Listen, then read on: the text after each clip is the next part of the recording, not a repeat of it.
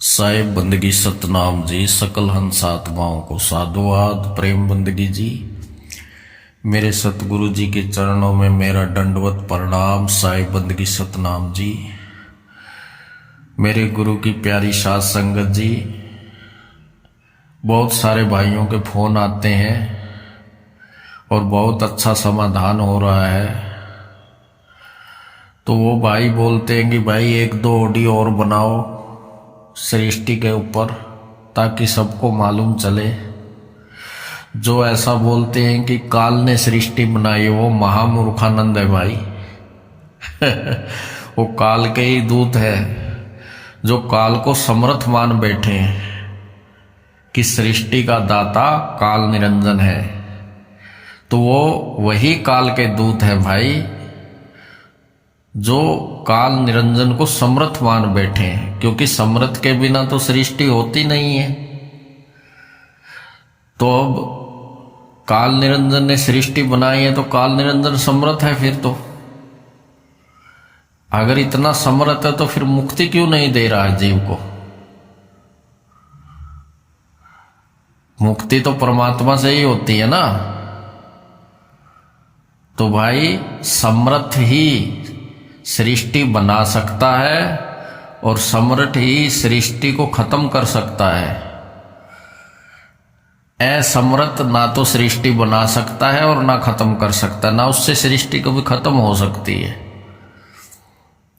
तो ये इस बात को जान लेना भाई, कालदूत रंभदूत समझ जाना मूर्खानंद। फिर तो गुरु नानक जी की वाणी, अगर काल ने सृष्टि बनाई है तो फिर इस तरह से होनी चाहिए थी। निरंजन धरती निरंजन आकाश, निरंजन निरंजन भया प्रकाश, सकल सृष्टि निरंजन के पाछे, निरंजन ही निरंजन सभी घटाछे। फिर तो ऐसे सृष्टि की ये वाणी गुरु नानक जी की, गुरु नानक जी ने ऐसा बोलना चाहिए था ना। फिर शब्द का वखान करने की क्या जरूरत थी साहिब को? तो मेरे गुरु की प्यारी साध संगत जी, इस काल निरंजन रंभदूत की इस नकली सृष्टि से बाहर निकल जाओ। सृष्टि केवल गुणों से होती है, गुणों की ही सृष्टि है। बिना गुण कोई सृष्टि नहीं हो सकती, बिना शब्द के कोई भी सृष्टि नहीं हो सकती। और समर्थ केवल परमात्मा ही है, और समर्थ ही सृष्टि बना सकता है, और समर्थ ही सृष्टि को खत्म कर सकता है। और किसी के बाप में दम नहीं है, किसी में कोई दम नहीं है। ना तो जीव समर्थ है और ना ये काल निरंजन समर्थ है। ये दोनों ही असमर्थ है। तो इसलिए मेरे गुरु की प्यारी साध संगत जी, सत्य को समझें, सत्य का नबेड़ा करें और इस झूठड़े बाबे का बहिष्कार करें। ये एक नंबर का झूठड़ा है, रंभदूत है, जो गलत सृष्टि रचना दुनिया में सुना रहा है। काल निरंजन को समर्थ माने बैठा है, काल निरंजन को सृष्टि का दाता बना दिया है इसने। तो मेरे गुरु की प्यारी साध संगत जी, जरा आप ही खुद विचार करके देखो कि ये मुर्दा क्या कर सकता है। ये काल, ये काया ही काल है, तन ही मन है और मन ही तन है। तो ये बताओ, ये मुर्दा क्या सृष्टि बना सकता है? इस मुर्दे को जो चला रहा है, जो इससे सृष्टि बनवा रहा है, उस शक्ति को, सुप्रीम पावर को पहचानो जिसके द्वारा ये सब कार्य करता है। एक फोन है, बिना बैटरी के वो फोन नहीं चलता है। एक पंखा है, फ्रीज है, क्या वो बिना करंट के कार्य कर सकती है क्या? फ्रीज बर्फ जमा सकती है क्या बिना करंट के? पंखा बिना करंट के चल सकता है क्या? नहीं चल सकता है। इसलिए करे करावे आपे आप, मानस के नहीं कुछ भी हाथ। तो भाई फिर ये वाणी, ये रमदूत बोलता है करे करावे आपे आप, उसको मानता भी नहीं है। तो इसको ये वाणी ऐसे नहीं बोलनी चाहिए, इसने बोलनी चाहिए करे करावे निरंजन नाथ, और मालिक के नहीं कुछ भी हाथ। तो इसको ये वाणी भी इस तरह से बोलनी चाहिए, क्योंकि निरंजन का भक्त है ना। निरंजन ने सृष्टि बनाई है, क्योंकि इसने, मैं इतने दिन से यही बोलता आ रहा हूं भाई, इसको परमात्मा का कोई अनुभव नहीं है। खाली इसने रट्टू तोते की तरह वाणियों को पढ़ के, कंठस्थ याद करके और ज्ञान को जान के थोड़ा बहुत, और बस तोते रट की तरह रट्टा लगा लिया इसने। आत्म ज्ञान, आत्म ज्ञान, आत्म ज्ञान, बस यही है इसकी रामायण। लेकिन आत्मा को इसने जाना नहीं है। इसने किसको जाना है? काल निरंजन को। काल निरंजन समर्थ है इसका, जिसने सारी सृष्टि बनाई है भाई। तो इसलिए इसको केवल ये काल का दूत है। इसलिए इसके लक्षण देख लो।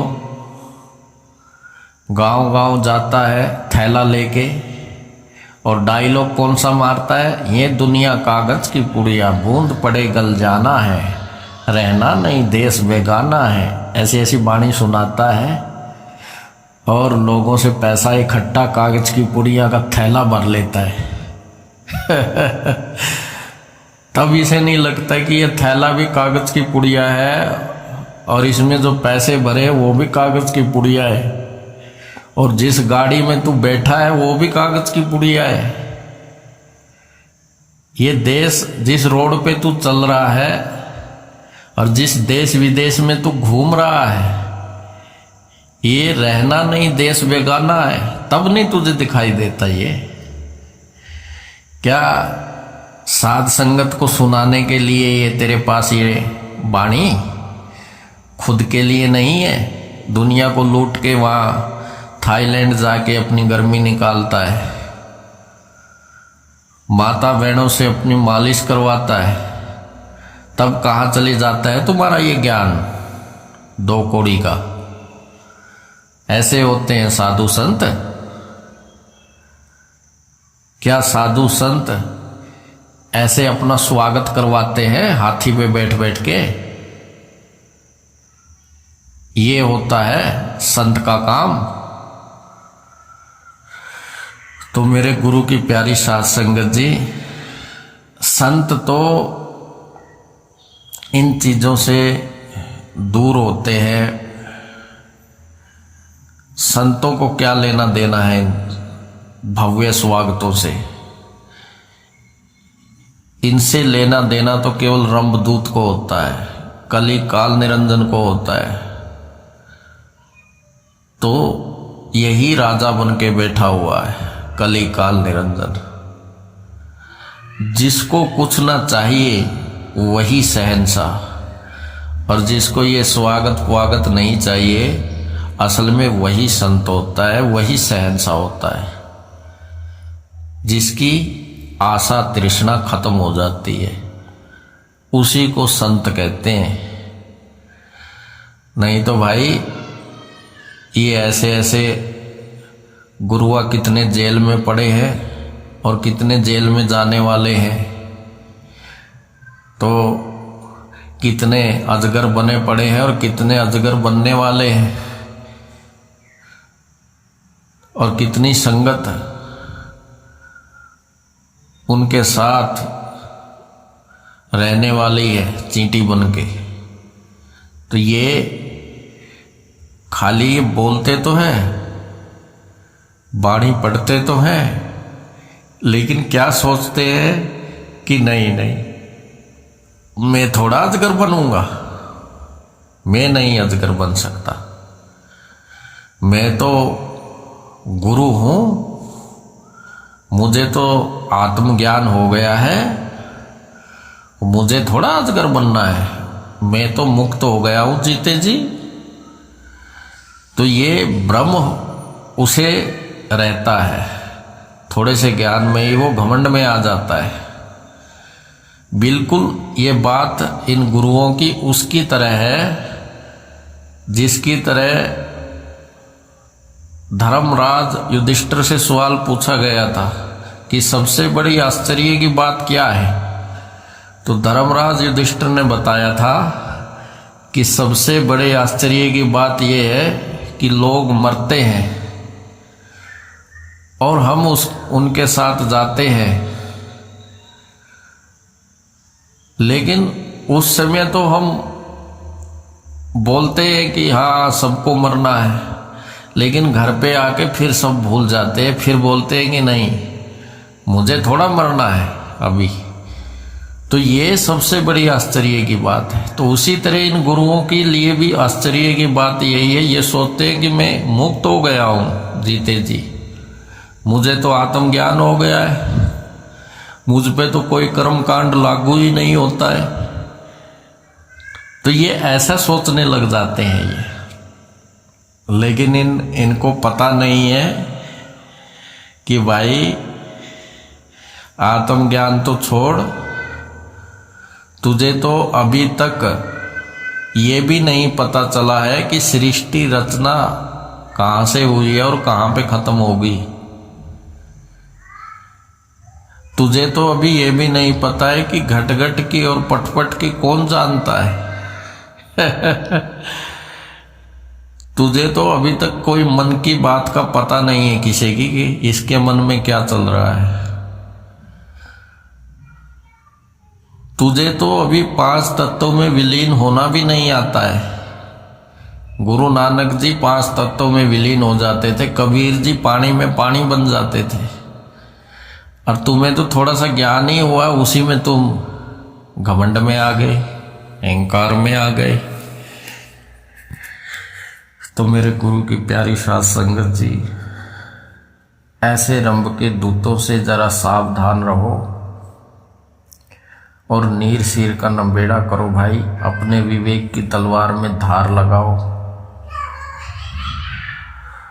परमात्मा कहते हैं कि एके साधे सब सधे, सब साधे सब जाए, माली सींचे मूल को फूल पात उगाए। उस एक को साधने की बात कर रहे हैं परमात्मा, जिसको साधने से पूरा पेड़ ही सध जाता है। जड़ में पानी डालने से जड़ के ऊपर ही पूरा पेड़ खड़ा होता है। एक के साधे सब सधे, मतलब कि जड़ में पानी डालने से ये सारी सृष्टि का ज्ञान हो जाता है, क्योंकि आदि भी वही है और अंत भी वही है, शुरू भी वही है और खत्म भी वहीं पे होती है सृष्टि, और पैदा भी वहीं से होती है सृष्टि। वही समर्थ है, वही तुम्हें सृष्टि का ज्ञान दे सकता है। ये रंभदूत जैसे गुरुआ नहीं दे सकते भाई, इनके बस की बात नहीं है। इन्होंने तो काल निरंजन को समर्थ मान रखा है। इनकी तो विवेक की आंख फूटी हुई है भाई किसी की तो एक फूटी है, इस रंभदूत की तो दोनों ही फूटी हुई है। और इतनी फूटी है कि इसके कुछ ऐसे शिष्य भी है जो बिल्कुल आंख ही निकला ली है उन्होंने बाहर। कान भी उन्होंने अपने निकाल दिए हैं, ना वो किसी की सुनते हैं और ना उन्हें कुछ दिखाई देता है। बस अंधी भेड़, बहरे कान और रंभदूत का करते हैं सीधा ध्यान। तो ऐसे हो गए हैं भाई। तो इनको सृष्टि रचना की ABCD भी आज तक पता नहीं चली। साध संगत जी,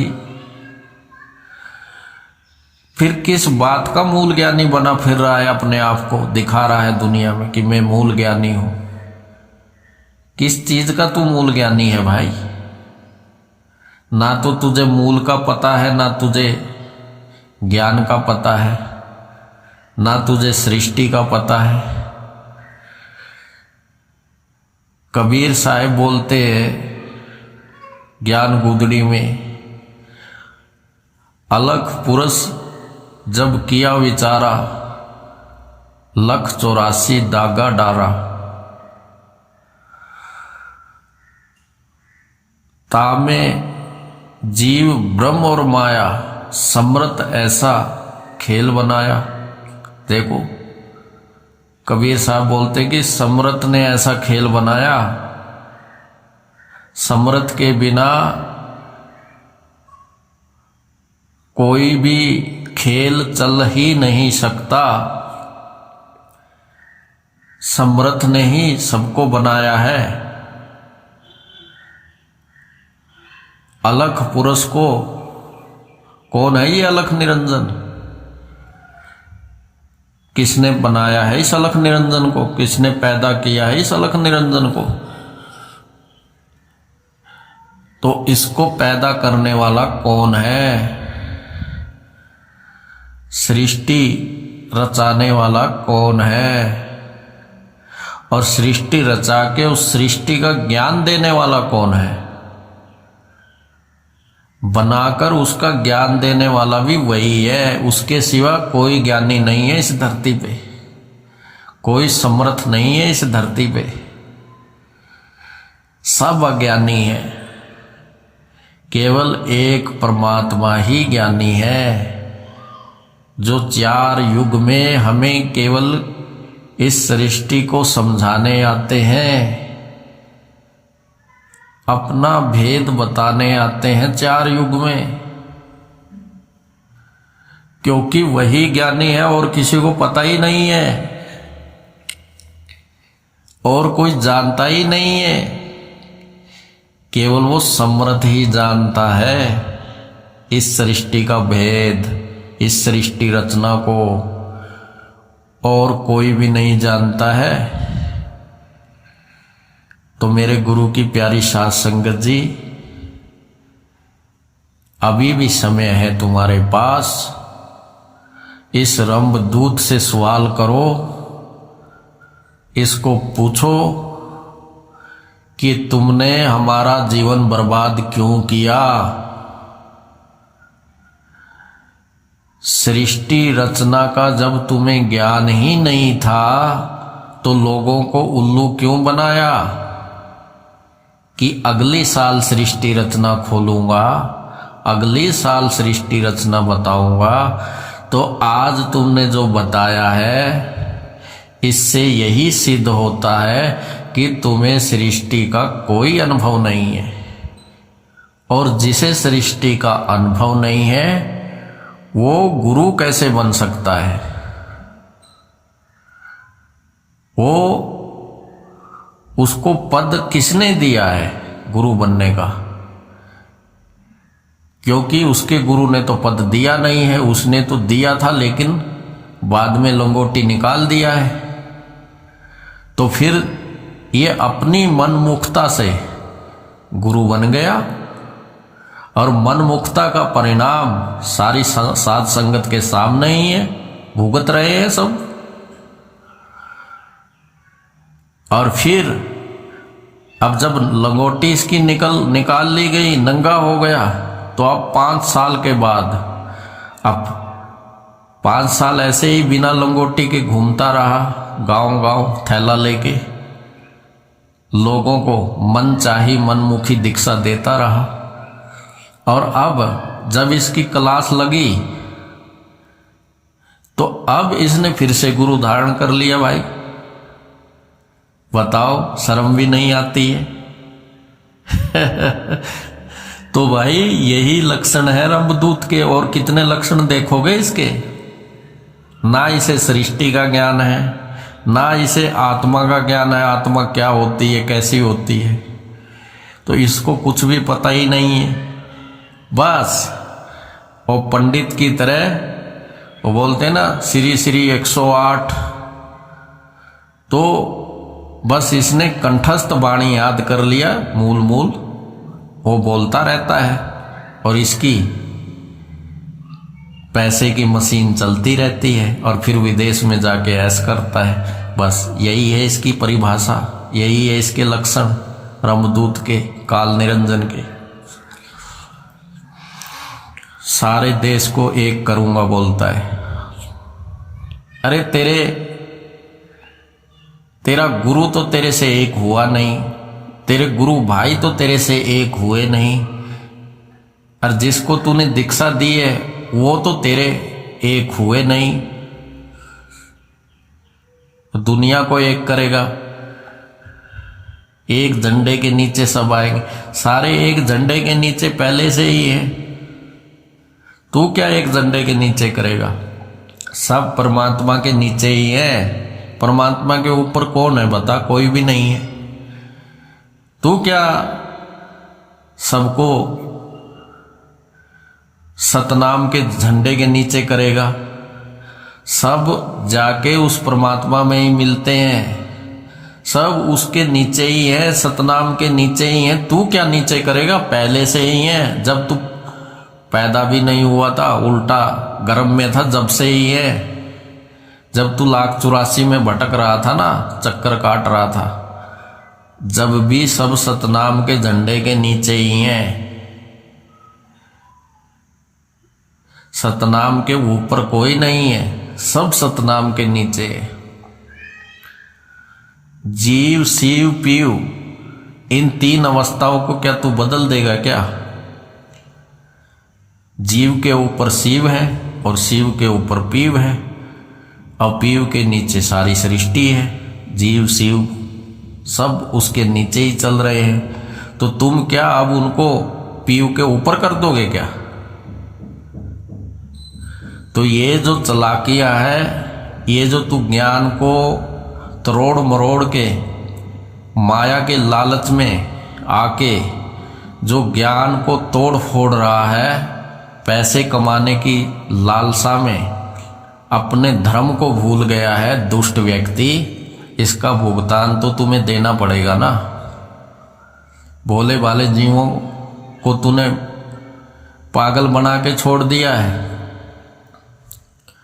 उनके दिल में इतना जहर भर दिया है कि बस वो इस रंभदूत की जय बोलते रहते हैं। नादान, बड़ा तरस आता है मुझे। वो इतने बीमार हो गए हैं इसके कि पूछो ही मत।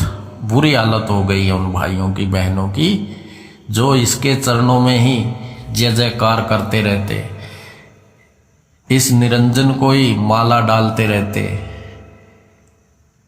इस निरंजन के ऊपर ही फूलों की बारिश करते रहते। तो भाई इतने अंध भक्त हो चुके हैं इसके, इतने बीमार हो चुके हैं इसकी वो भाई और बहनें, जिनको देख के हमें बड़ा तरस आता है।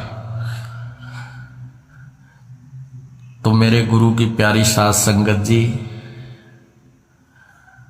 मूल धन के बिना किसी भी चीज का कोई हल नहीं हो सकता। जैसे हमने किसी से 10,000 रुपये लिए ब्याज पे, या हमने किसी को ब्याज से 1 सैकड़ा 2 सैकड़ा 10,000 रुपये दिए, मूलधन दिया, और वो ब्याज देने के लिए मना कर देता है, तो हम क्या बोल देते हैं कि भाई ठीक है तू ब्याज मत दे, लेकिन मेरा मूल तो दे दे। क्योंकि जो मूल है वो उतना का उतना ही रहता है साथ संगत जी, और जो ब्याज है वो ब्याज पे ब्याज, ब्याज के बाद बढ़ता ही रहता है। तो ये सारी सृष्टि क्या है, ये ब्याज है उस मूलधन की, ये बढ़ती ही रहती है, आगे से आगे चलती ही रहती है, ब्याज चलता ही रहता है, चक्रवर्ती पे चक्रवर्ती बढ़ता ही रहता है, इसलिए उसे चक्रवर्ती ब्याज बोला जाता है। वो चक्कर चलता ही रहता है ब्याज का। तो ये जो सकल सृष्टि है ये ब्याज है, केवल किसका, मूल का ब्याज है ये। और मूल क्या है, मूल तो जैसा का तैसा ही रहता है, उतना का उतना रहता है, वो घटता बढ़ता नहीं है, लेकिन उसका जो ब्याज है वो बढ़ता रहता है, वो चलता रहता है। तो उसी तरह मूल से ही ब्याज बनता है, मूल से ही पूरी सृष्टि बनती है, मूल पे ही पूरा पेड़ फल रहा है, फूल रहा है, बढ़ रहा है, बड़ा हो रहा है।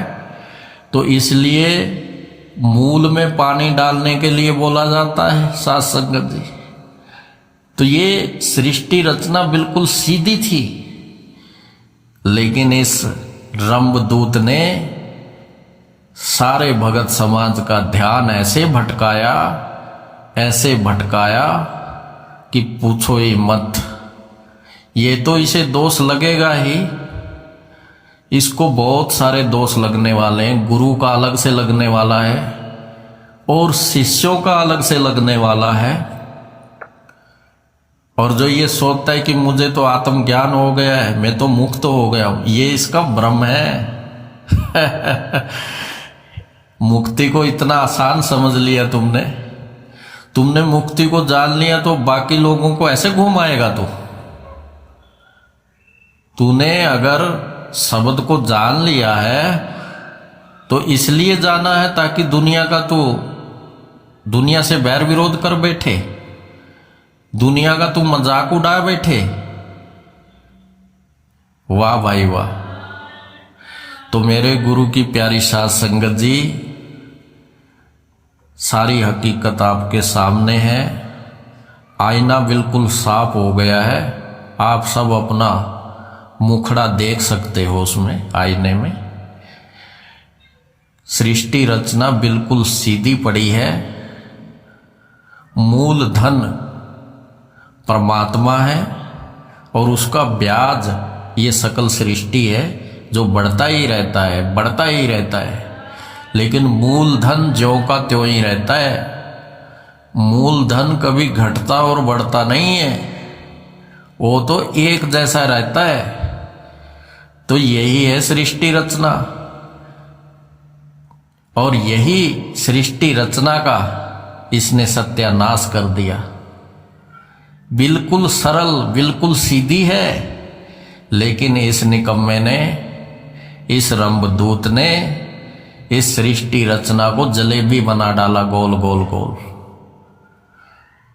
तो मेरे गुरु की प्यारी साध संगत जी, ये बिल्कुल रसगुल्ला था जिसमें रस ही रस था, लेकिन इस निकम्मे ने उसको गोल गोल घुमा के जलेबी बना डाला। तो अब आप देखो, निर्णय करो और इस ऑडियो को बार बार सुनो, और भाई सच और झूठ को परख लो मेरे भाइयों, अभी भी समय है। ज्यादातर इस रंभदूत के शिष्यों को बोल रहा हूं मैं, जो इसके जाल में फंसे हुए, उसके लिए ही है ये ज्यादा ऑडियो। जो इसके जाल से निकल गए हैं उनको तो मालूम ही है, वो तो मेरे भाई शेर बन चुके हैं, जो इस गडरिये के काबू में कभी नहीं आने वाले हैं। लेकिन जो अभी भेड़ बने हुए हैं ना इस रंभदूत के, ये ऑडियो खासकर उसी के लिए है। इस ऑडियो को उन मेरे भाइयों बहनों तक पहुंचाया जाए जो रंभदूत की गलत सृष्टि रचना में फंसे हुए हैं, ताकि उन भाइयों का विवेक जगे और वो निरंजन की जाल से निकले, जो निरंजन को ही समर्थ मान बैठे। तो उनसे यही सवाल है, अगर निरंजन समर्थ है, सृष्टि बनाने वाला है, तो खत्म भी तो कर सकता है ना वो सृष्टि निरंजन, मुक्ति भी तो दे सकता है ना वो निरंजन। लेकिन निरंजन के हाथ में नहीं है सृष्टि खत्म कर सके, ये समर्थ के हाथ में ही है। सृष्टि बनाना और खत्म करना केवल समर्थ के ही हाथ में है। तो ये बात को गौर से बार बार समझ लेना भाई, और उसके बाद इस रंभदूत को लात मार के निकल जाना उधर से, बैठना मत उसके पास, उसके गले में माला मत डालना। फिर हाँ डाल सकते तो जूतों की माला जरूर डाल देना निकम्मे के। एक हमारी बहन है गुजरात में जागृति बहन, उसने तो इस रंभदूत के लिए एक गधा खरीद रखा है। वो बोलती है कि भाई अगर मेरे इधर आया तो मैं उसको गधे पे बिठा के और जूते की माला डाल के रंभदूत को पूरे गुजरात में घुमाऊंगी। इतना शेर बन गई है वो बहन, शेर दिल बहन है वो। तो वो इस रंभदूत को जूतों की माला से स्वागत करने चाहती है, क्योंकि ये रंभदूत ने उससे पैसे लिए थे। तो वो बोली, फोन की तो ये बोलता है रंभदूत कि मुझे बात नहीं करनी है इससे, मुझे बात मत करो, मुझे फोन मत करो। तो भाई जब पैसा लेता था उससे, पैसा लिया जब तो तुरंत फोन उठाता था, बात करता था। अब जब देने की बात आई वो बेचारी मुसीबत में थी, क्योंकि ये रंभदूत बोलता है कि मैं अभी उसके मुंह पे पैसा फेंक देता हूं जो ऐसा बोलता है।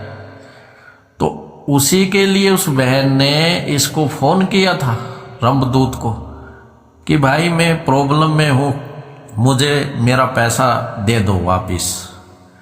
लेकिन ये रंभदूत ने उसका फोन कट कर दिया। तो इसलिए उसने गधा इसके लिए तैयार कर रखा है और खोसड़ों की माला, जूतों की माला इसको डालने के लिए तैयार बैठी है वो बहन। तो उस बहन के जैसे आप लोग भी शेर दिल बनो, क्योंकि वो समझ गई है निरंजन के जाल को कि ये दुनिया को उल्लू बनाता है और थैले में पैसे भर के चलता बनता है। ये केवल पैसे का यार है, परमात्मा का नहीं। मुक्ति से इसे कुछ लेना देना नहीं है। साध संगत जी, किसी का जीवन बर्बाद हो रहा है उससे इसको कोई मतलब नहीं है।